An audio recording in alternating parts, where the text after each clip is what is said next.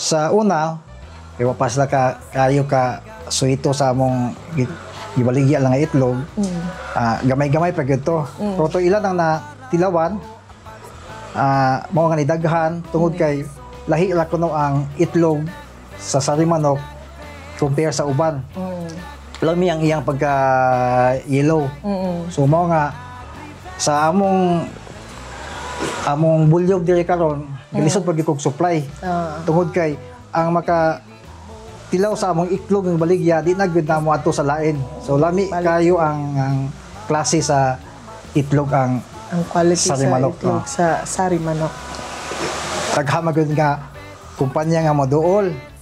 Pero sa ako nga satisfied man kayo ko sa sarimanok, so walay reason nga mo adto ko sa lain.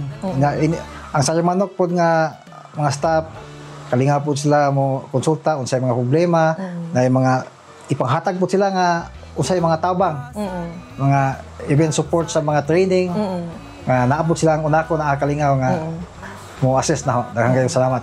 Salamat po kay sir. Gamit mo sarimanok page kay sa ako na experience kuan gyud kanang satisfied 100% nga satisfied gyud ko.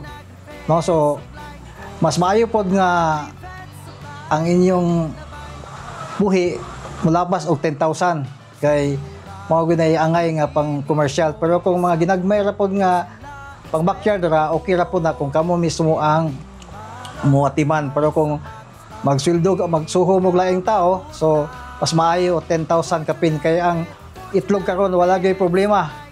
Kuwang ang itlog. So dili ta magproblema kung asa ibaligya. Demand gyud kayo ang itlog.